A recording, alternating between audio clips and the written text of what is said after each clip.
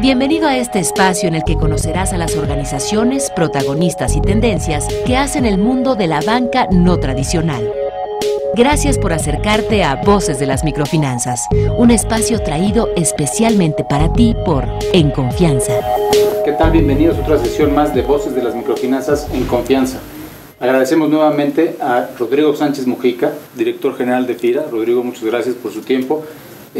Tuvimos muchísimos emails, muchos comentarios en relación a la entrevista que nos hiciste favor de participar la vez pasada del podcast de Voces de las Microfinanzas, y mucha gente queriendo saber, pidiéndonos una segunda sesión contigo para saber cómo poder llevar más el microcrédito a las zonas rurales, cómo poder avanzar, porque en resumen yo te diría que la gran mayoría de los comentarios llegaron y decían: el microcrédito pues es una muy buena herramienta, pero no nos está llegando en muchas zonas.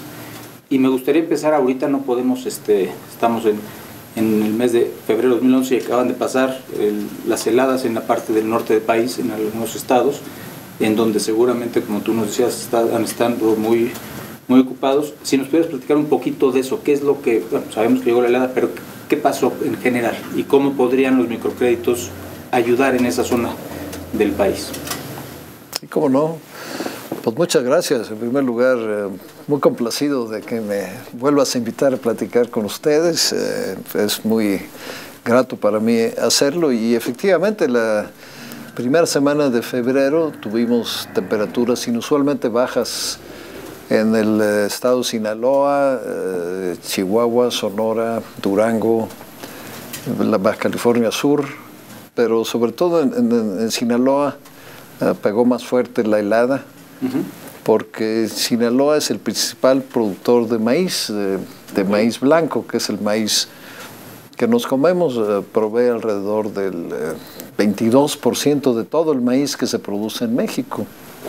Son como 5 millones de hectáreas, 5 millones de toneladas, pero 5 millones de toneladas que no solo por la cantidad, sino por la calidad del maíz, pues son fundamentales para el abasto del principal alimento mexicano, que es la tortilla. Entonces, pues a raíz de eso, primero vino la parte de cuantificar el daño, y en un principio se pensaba que la pérdida podría ser total. Sin embargo, ya un poco viendo las cosas con perspectiva, una vez que se han asentado las aguas y que ha habido tiempo para recorrer el estado, podemos estar hablando de pérdidas que van entre el 70 y el 100% de la producción. Entonces, de las 5 millones de toneladas que produce Sinaloa, pues ahora hay un programa emergente de resiembra. La resiembra está limitada sobre todo por cuestiones físicas. En primer lugar, disponibilidad de semilla. No hay semilla suficiente. En segundo lugar, agua. Pues las siembras de maíz normalmente utilizan 3 riegos, ya llevaban 2, entonces pues las presas han abatido sus niveles. Y el otro punto muy importante es el tiempo. Hay una ventana donde se tiene que sembrar el maíz, porque si no, ya el ciclo se prolonga, empiezan los calores, empiezan las lluvias, empiezan las plagas, y eso también tiene una merma importante. Entonces, con el programa de resiembra, estamos ya en este momento resembrando alrededor de 150,000 hectáreas, que es como la tercera parte de lo perdido. Esperamos llegar a las 200, combinar un poco con sorgo y pues esperar que las condiciones climáticas también sean favorables y se pueda tener un buen rendimiento, y en ese sentido sustituir parte de la producción. Adicionalmente, se están plantando otras regiones del país con potencial para producir maíz temprano, como es Tamaulipas, propio estado de Chihuahua. Entonces eso es en lo que hace al maíz, pero lo que puede tener a lo mejor una repercusión importante en la parte de microfinanzas es la pérdida de las hortalizas. Pues esa gente se ha quedado sin empleo de la noche a la mañana y hay programas de apoyo por parte del gobierno federal, pero la gente se está regresando a sus comunidades y ahí es donde hay que generar fuentes de empleo y ahí es donde puede haber una oportunidad para la producción también hortícola, porque hablamos de que va a faltar maíz, pero también hay una falta de oferta en este tipo de hortalizas que México normalmente consume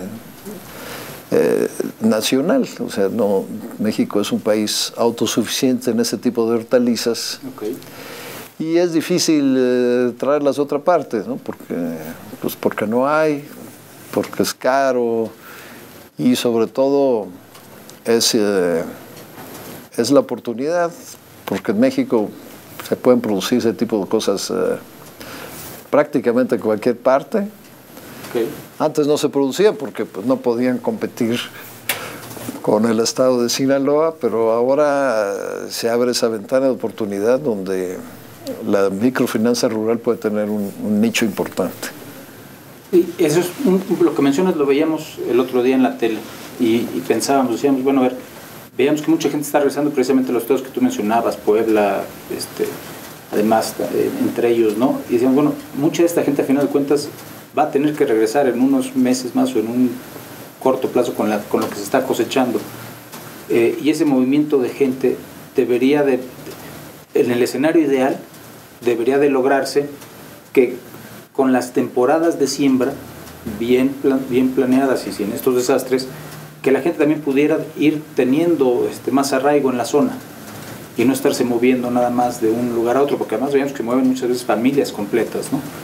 Que puedan tener arraigo, y ahí es donde creo que el microcrédito podría llegar para que verdaderamente apoyarles a que mientras unos están en los jornaleros, están en la siembra, la familia pueda quedarse en sus pequeños negocios haciendo diferentes actividades, ¿no? Y eso evitaría mucho el movimiento que hay de esa gente de un lado de otro, que además es valiosísimo el esfuerzo que hacen y luego se ven comprometidos de repente ya todos los ingresos que tenían en el futuro, ¿no? Y lo ideal, bueno, pues el apoyo, el gobierno federal llega, apoya, pero lo ideal es que ellos puedan tener un sustento.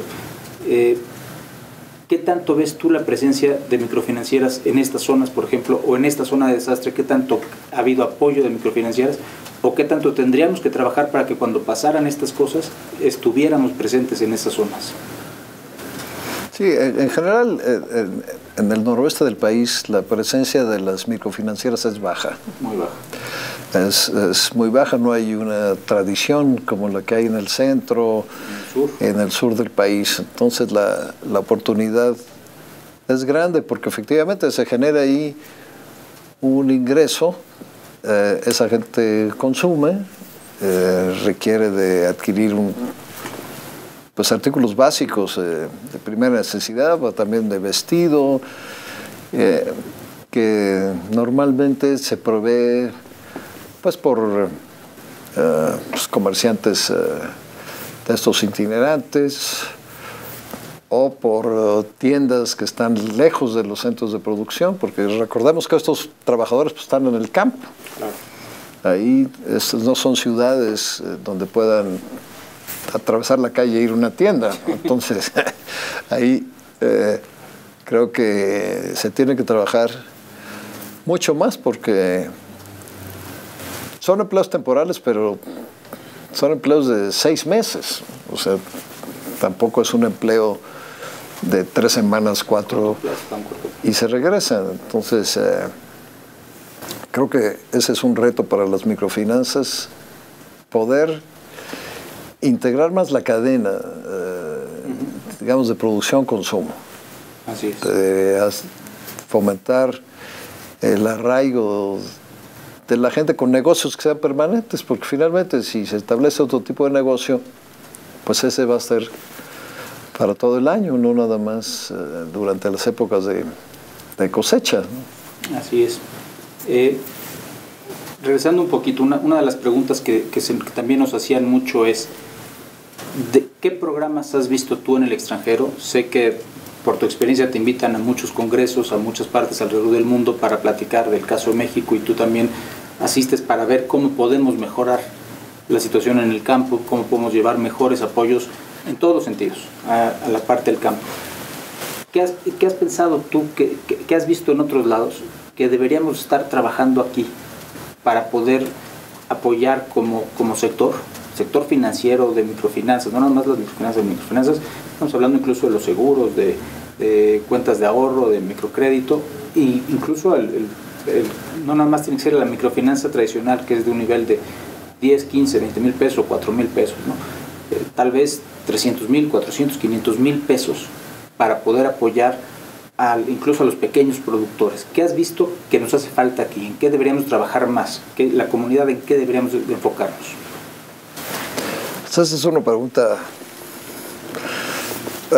muy complicada. Mira, lo que yo he visto, y esta entrevista pues es muy oportuna porque ha pasado el tiempo, me invitaron a fines de año, en noviembre, diciembre, a un par de seminarios internacionales donde se tocaron todos esos temas de microfinanzas rurales, financiamiento rural, financiamiento agrícola, donde fue gente de los 5 continentes, y un poco pues la experiencia o lo que yo puedo concluir de todo esto es que no existe un modelo único, no hay un modelo exitoso que se diga, bueno, esta es la receta y vámonos todos por ahí y todos la vamos a hacer, ¿no? Sino que hay una combinación de lo que alguna gente ha llamado el nuevo paradigma del financiamiento rural. Okay. Del viejo paradigma, digamos, que serían los grandes bancos públicos,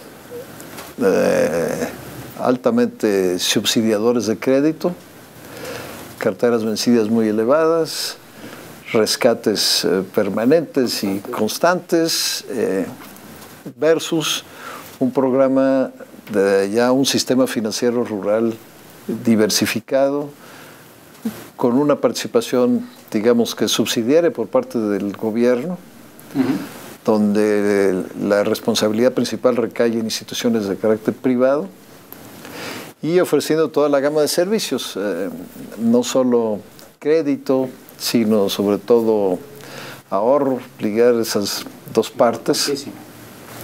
Y otro tipo de servicios financieros como pueden ser los seguros, ¿no? Pero lo que sí es una constante es que el medio está cada vez más competido, que en el medio para sobrevivir hay que estar innovando, y la innovación con nuevos productos financieros, con productos más accesibles y de costos de operación también más bajos, es lo que está dando mejores resultados. Las microfinancieras que trabajan en el medio rural en distintas partes del mundo están a la vanguardia en tecnología, donde yo siento que en México todavía tenemos un campo muy amplio, abatir los costos de transacción, tanto para el que pide el crédito como para el que lo otorga. Ya hay tecnologías, pues la tecnología celular, básicamente a través de los teléfonos móviles, que está teniendo un éxito impresionante en países de África, los más atrasados de Asia, como Vietnam, como Camboya, como Tailandia, donde en México pues estamos un poco, digamos que a la saga en eso. Yo creo que esa parte de contrastar lo que nosotros hacemos con lo que hacen en otras partes del mundo, pues sí es importante para ver esta visión y un poco irse por caminos conocidos. Ya la tecnología del teléfono móvil pues ya está establecida, o sea, no la vamos a inventar nosotros, es simplemente cuestión de adaptarla, ¿no? Así es. Perfecto. Y otra pregunta, estábamos platicando hace rato. Ahora, una de las reglas que ponen, como hemos platicado, FIRA da financiamiento para las zonas rurales, no nada más para la actividad agrícola, sino para todo lo que es zona rural. Una de las reglas son 50,000 habitantes para calificar dentro de los municipios. Y aquí hay que aclarar porque mucha gente luego se confunde. Hay en una mancha urbana hay varios municipios, no es que sea la mancha urbana, o sea, por ejemplo, puede ser dentro del Tenancingo, por decir algo, bueno, puede haber varios municipios, no es nada más uno, hay que aclarar eso, ¿no? Pero sí hemos visto que dentro del nuevo censo hay municipios que quedan fuera. Sería momento de ajustar las reglas porque también el microcrédito pues va queriendo apoyar cada vez más las zonas rurales, el trabajo agrícola, y necesitamos que lo hagan porque además es uno de las principales actividades y retos que México tiene. ¿Sería factible actualizar esas reglas? ¿Lo ves viable? ¿Cómo lo sientes tú? Lo estamos analizando, mira. Originalmente FIRA nada más otorgaba financiamiento para actividades primarias. Agricultura, ganadería y toda la cadena. O sea, lo que era la industrialización y la comercialización de los productos agrícolas. Ahí pues estaba muy claro, era el campo. Posteriormente abrimos al financiamiento rural, o sea, cualquier tipo de actividad económica en el medio rural.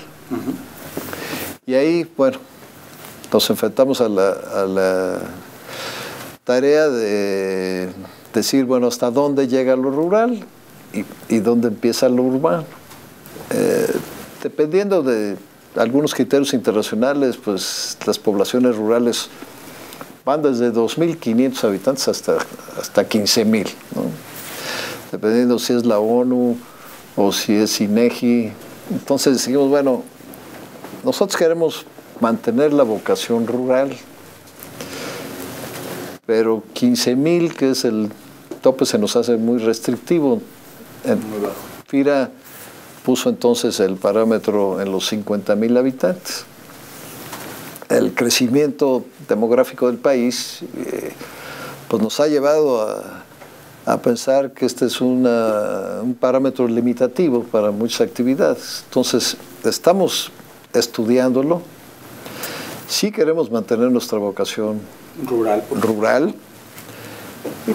Tampoco queremos competir con otros instrumentos y otros organismos del gobierno de México que están en las ciudades. Claro.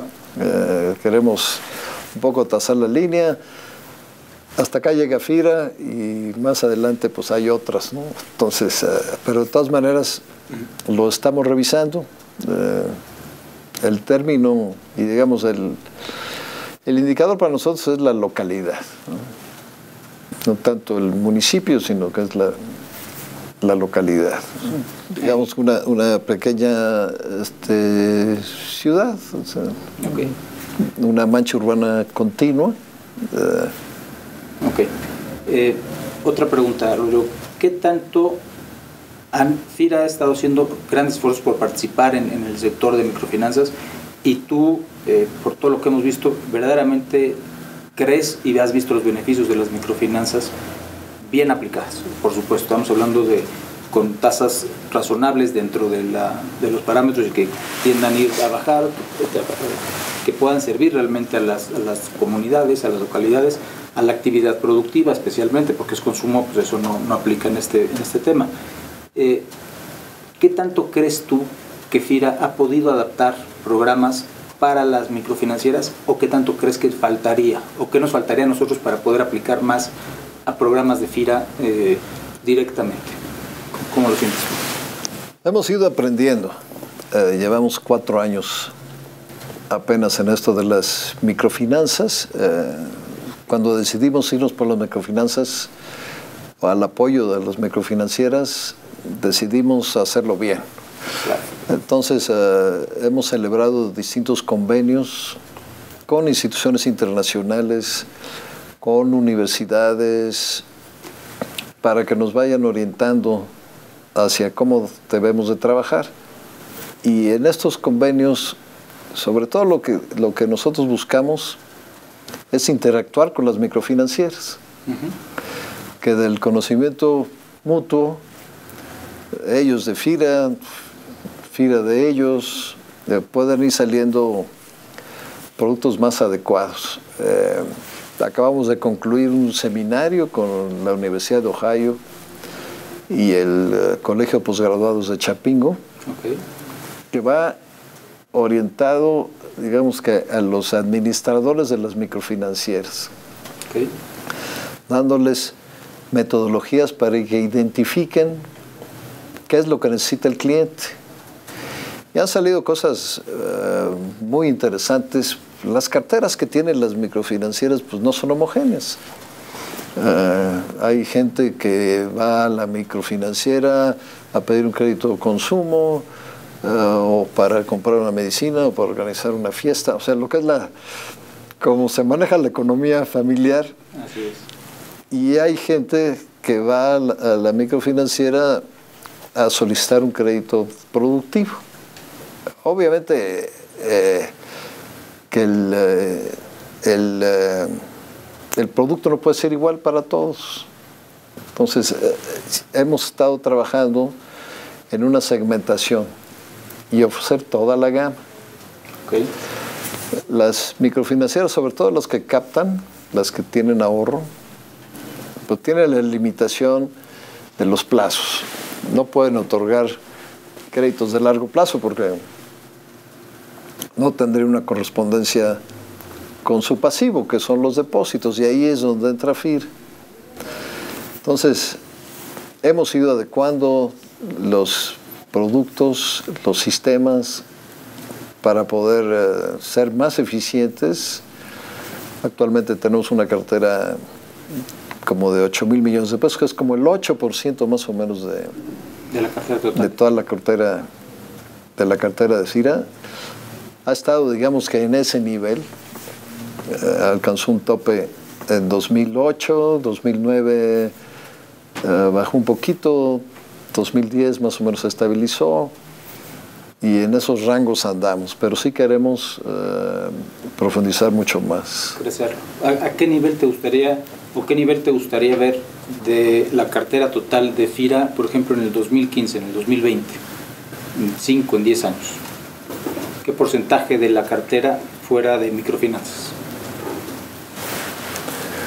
Pues no hay una regla de dedo, pero yo creo que manejar alrededor de un 10% sería adecuado.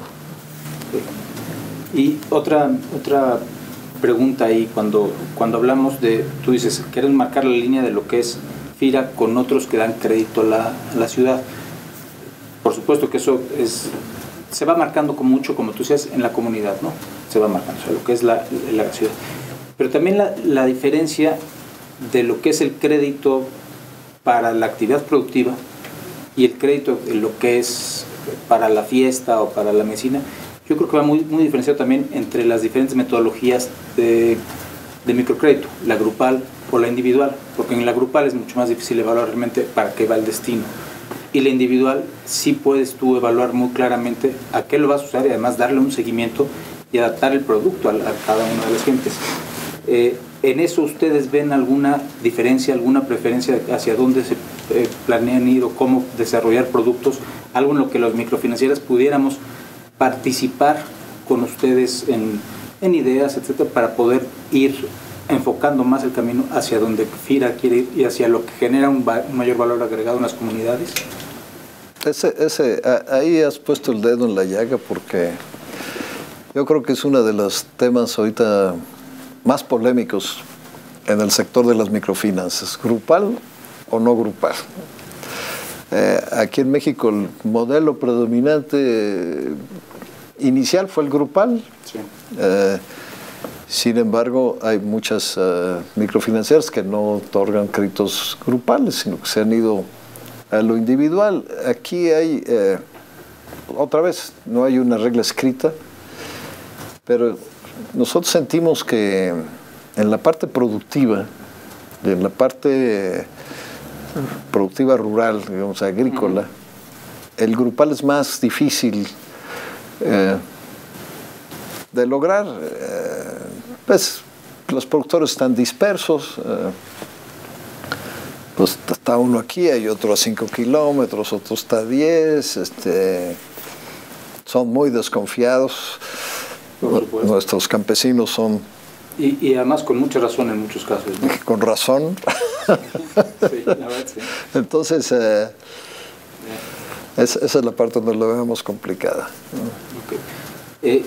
¿Qué podríamos hacer como sector? El esfuerzo de Voces de las Microfinanzas, y te agradecemos el tiempo nuevamente, está enfocado un poco para poder apoyar al sector de las microfinanzas, tanto nacional como en el extranjero, con ideas de las gentes expertos y los que viven las necesidades. ¿Qué podemos hacer como sector, con alguien que esté que maneje una microfinanciera o que quiera poner una microfinanciera, porque hay muchas oportunidades y hace falta muchos intermediarios en el país? La realidad es que en México necesitamos tener muchos más intermediarios buenos, profesionales, que puedan ayudar a desarrollar a la micro y pequeña empresa, que además es donde está la mayor parte del empleo del país. ¿Qué pudiéramos hacer, Rodrigo? Ese es el tema, porque lo que nosotros vemos es que las instituciones de microfinanzas están muy concentradas en algunas partes del país. Así es. Lo que decíamos al inicio de la plática sobre Sinaloa. Así es. Ahí no hay, ¿no? En cambio, en Oaxaca, en Chiapas, en Guanajuato, en el Estado de México, en cada esquina hay una microfinanciera, ¿no? Entonces, creo que lo que podríamos hacer para empezar, en primer lugar, pues conocer, tener mapeado la oferta que hay para poder identificar oportunidades, pero una de las cosas que ha funcionado muy bien y funciona en otras partes del mundo es precisamente aprovechar la tecnología, aprovechar las redes sociales, los blogs, los podcasts, para tener un intercambio de ideas más amplio de algunos temas que nos interesen, ¿no? Y se pueden hacer seminarios en red, claro, pues de temas que podamos identificar conjuntamente, que sean de interés, de cómo se están resolviendo las cosas en un lugar, en otro, qué es lo que se puede hacer. Creo que del intercambio de experiencias se puede avanzar muchísimo, ¿no? Por supuesto. Hace ratito me quedé pensando cuando decías, un productor está aquí, el otro está a 5 kilómetros, el otro tal vez está a 10 o 15. Como tú sabes, en Confianza sacamos lo que le llamamos las unidades móviles, que son centros de servicio al cliente, para que también pues, cualquier microfinanciera que quiera aprovecharlo, o cualquier organización, pues lo puedan copiar. La verdad es que nosotros queremos colaborar, y más, si nos piden, les podemos dar, es decir, hasta cómo los operamos, ya nos lo han dicho en nuevas ocasiones. Pero son el tipo de innovaciones que verdaderamente podrían ayudar a esos 3 agricultores que están en diferentes zonas, que están 5, 10, 15, 20 kilómetros, o en diferentes comunidades donde no llega la microfinanciera porque no está dentro de su zona de actuación, ¿no? Ese tipo de eventos yo creo que son los que tendríamos que multiplicar y verlos tal vez como si, bueno, cómo podemos llevarlas, estas unidades móviles, incluso en zonas de desastre, para apoyar ahí a la gente en estos momentos, ¿no? Ahora, enfocándonos, regresando un poco a lo que tú decías de la actividad agrícola, industrial, agrícola, toda la actividad primaria. También hemos oído de otras, hace poco platicábamos con una gente que nos decía, uno de los problemas en México es el uso del agua para la siembra. No se usa eficientemente. Y hay maquinaria que no es muy cara, que además en 1 o 2 ciclos le sacan todo el pago de esta maquinaria. Es ahí también donde deberíamos de buscar soluciones en conjunto entre los intermediarios y las autoridades con las necesidades en específico, ¿no? ¿Lo contemplas así? ¿Crees que hay posibilidades? Seguramente ya hay quien lo hace, pero ¿hay posibilidades ahí para las microfinancieras o tú crees que no? Pues tocaste el punto, digamos que uno de mis temas preferidos y de mayor preocupación, que es el del agua. Cuando hablamos del sector agrícola, en la actualidad, bueno, ¿cuáles son los temas? Producir más alimentos de calidad, pero sobre todo que sean accesibles a la mayor parte de la población, o sea, de costos adecuados. Así es. Se habla que la producción agrícola tiene que aumentar 50% en los próximos 30 años para alimentar a la población que va a existir en esa época. A nivel internacional. Y al mismo tiempo, pues vemos que los suelos se están degradando, que el cambio climático está afectando, ya lo vemos, sequías históricas, inundaciones históricas, heladas históricas. O sea, el cambio climático no solo es el calentamiento global. Claro. Y en México, uno de los principales problemas es el agua, la falta de agua, la contaminación del agua, el mal uso del agua, el derroche que se hace del agua. Y hay programas, digamos, programas masivos. Nosotros tenemos uno junto con el gobierno de tecnificación de riego, donde estamos promoviendo la instalación de sistemas más eficientes, ¿no? Riego por goteo, riego presurizado, que significa ahorros de agua muy importantes y aparte abatimiento de costos, porque a través del agua pues llegan todos los nutrientes a la planta, etcétera. Pero en las zonas donde no hay riego, que es la mayoría del país, normalmente llueve mucho y esa agua se pierde. Lo que estamos haciendo y promoviendo son captaciones de agua en pozas, en pequeños represos, en tanques de almacenamiento que son muy baratos, que son micros, que realmente requieren de una inversión muy baja, que fácilmente pueden solucionar problemas no solo para la agricultura, sino para el consumo humano también. Sí. Pues hay tanques captadores que son fácilmente financiables, que cuentan incluso con apoyo por parte de nosotros para la instalación, que pueden hacer una gran diferencia. Creo que ese es realmente un campo. Hacemos mínimo eso, ¿no? Sí. Casi los podría contarlos con los dedos de la mano, ¿no? ¿Y a qué lo atribuyes? ¿Falta de intermediarios? ¿Falta de información? Conocimiento. Y lo que tú dices, yo estoy, al igual que tú, convencido de que el crédito es un instrumento, que no puede ser el fin. No, es una herramienta. Aquí no se trata de prestar cada vez más y más. Se trata de prestar para que el crédito sea la vía para mejor tecnología, más competitividad, bajar los costos, aumentar la calidad y en suma mejorar el ingreso de la gente. Y por ahí es por donde tenemos que trabajar más. Entonces, creo que valdría la pena plantear cómo poder trabajar en conjunto, no nada más desde el punto de vista del microcrédito, ajustándonos las entidades a qué es lo que estamos haciendo y cómo podemos llegar a más, sino también ver cuáles son los grandes problemas que está teniendo, en este caso, por ejemplo, el campo, que es, además tenemos un país con tierras verdaderamente ricas para producir, y cómo podemos participar como intermediarios en resolver ese problema con programas a un plazo determinado, a 5 años, a 10 años, para ir mejorando y con cuestiones medibles. Y creo que ese también sería un tema también de responsabilidad del lado de nosotros, de los intermediarios, de las microfinancieras, de decir, ¿cómo apoyamos? A final de cuentas lo que queremos es un mejor México. Y tenemos esa obligación, es un negocio, por supuesto, pero tenemos que hacerlo cada vez mejorar nuestros costos para que llegue al producto, al valor adecuado, usar la tecnología, pero ¿cómo podemos apoyar, atacar los grandes problemas? Creo que hay mucho que seguir hablando sobre ese tema. No, fíjate, aquí yo creo que el problema es un problema estructural de nuestro país, que es la educación, el conocimiento, la falta de conocimiento y la falta de canales de transmisión de conocimiento. Y creo que ahí las microfinancieras pueden tener un papel muy importante.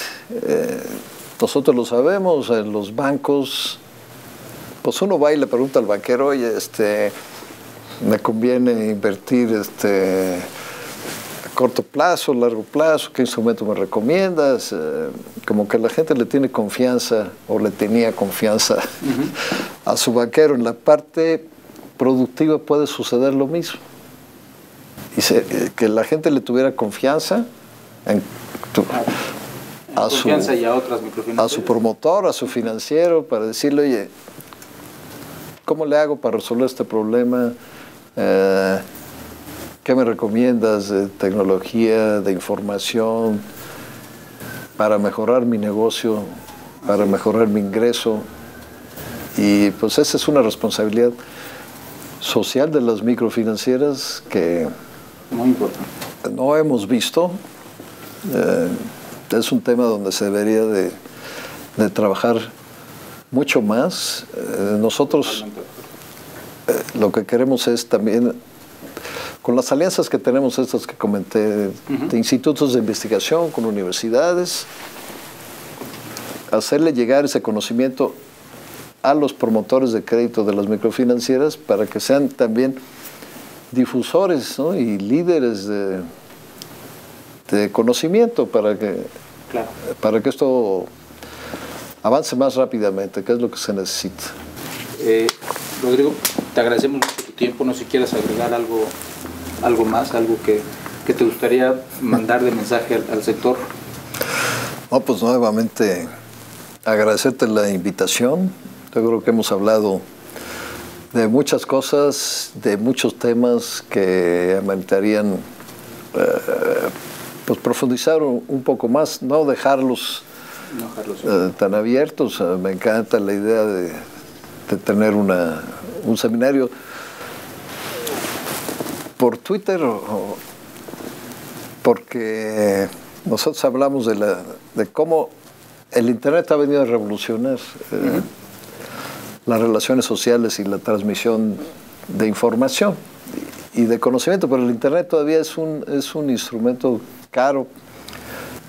Pero el celular, ¿no? El celular, mucha más gente tiene el celular ya de la que tiene teléfono fijo, ¿no? Y lo usamos más, Bastantes más. Entonces eso es algo que hay que aprovechar, y yo estoy seguro que nuestros productores rurales usan muy poco lo que son las redes sociales, ¿no? Te propongo, ¿por qué no hacemos un compromiso de trabajar en conjunto para que tal vez en los próximos, de aquí a junio, julio, agosto, alguna fecha en que podamos ver, poder lanzar un experimento en conjunto con las comunidades a través de Twitter, a través de Facebook? Hay que plantearlo, hay que planearlo bien y lanzarlo bien y poder anunciarlo y que se conecten mucha gente y hagamos una comunidad en confianza. Me parece bien. ¿Te parece que nos busquemos cómo sumar entre todos para ir buscando esa comunicación, ¿no? Perfecto, Mauricio, me encanta la idea. Bueno, pues ya lo dejamos como un compromiso y la gente nos lo va a reclamar si no lo hacemos, vas a ver. Bueno. Bueno, Rodrigo, te agradecemos nuevamente toda tu experiencia, tu apoyo, el tiempo que nos brindas. Surgirán otra vez muchas más dudas, pero iremos avanzando en estos temas que además no dejaremos tan sueltos, ¿no? Y gracias a ustedes por su tiempo y por participar una vez más en Voces de las Microfinanzas en Confianza. Esperamos que les haya servido. Muchas gracias. Muchas gracias por tu compañía. Nos vemos muy pronto en otra emisión de Voces de las Microfinanzas, voz y rostro humano del sector financiero. Te invitamos a conocernos de cerca. Solo ingresa a www.enconfianza.mx.